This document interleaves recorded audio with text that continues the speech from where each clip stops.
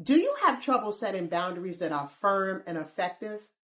I'm Tabitha Person. I'm a leadership and executive coach, and today I'm sharing with you 3 guidelines that you can use to help you set boundaries with confidence.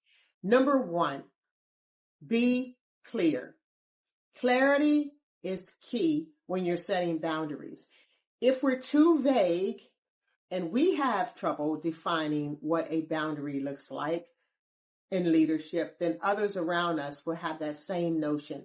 For example, instead of saying, I need more time, which could be almost infinite, right? How much time do you need? When do you need this time?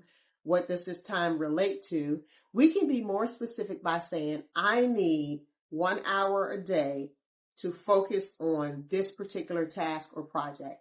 I need 2 more hours this week. I need 2 hours every week. I need an extra 4 hours every month to dedicate to this. So we're defining exactly what we need. We're being very clear about it. And if we're in leadership and we're speaking to our teams because maybe we need some head down work, some focus work, explaining to them the why is going to be key. If we're talking with our manager or our boss, the same thing applies. Why do you need this extra time? Sometimes we have to give that verbiage around the why for accountability purposes. So keep that in mind, but we want to be absolutely clear and not vague and not leave it open to interpretation. Number 2, communicate it with grace. So sometimes in leadership, we will wait until we're overextended and overwhelmed. And what we sound like is that we're constantly complaining and whining because now we need to set boundaries and we don't know how. So really communicating that, thinking about what you need with clarity, and then communicating that with grace is going to be advantageous to you. So that sounds like,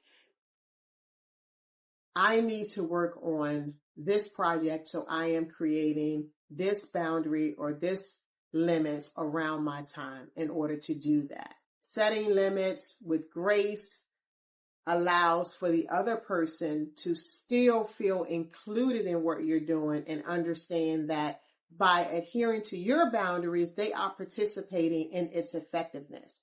They are participating in its fulfillment. You're not pushing them to the side and putting up a wall, but you're setting up guardrails that really protect the work and they protect the relationship. And you're doing that with grace. Have you ever heard someone create a boundary, establish a boundary, and they sound very angry and they're overwhelmed and they're stressed? So we don't want you to get to that point. Thinking about it from a clarity standpoint and then communicating it with grace will be most effective. And then the last thing is to be consistent. When you know that a boundary has slipped, do all you can to quickly get back in line. If that's moving back to the same boundary or perhaps creating a new boundary so that you keep moving forward. So consistency is going to be key. It's going to enhance your credibility and it's going to enhance the respect that others have for you, your team members, your boss, your peers in every area of life. So 3 things that you can do, 3 guidelines. Make sure that you have clarity. Make sure you communicate your boundary with grace and then be consistent. So if this resonated with you, I'd love to hear feedback. Where do you need to focus? Is it the clarity? Is it the communication with grace? Or is it the consistency? I'd love for you to subscribe to my channel so that you get all the videos that pertain to your purpose-driven leadership growth.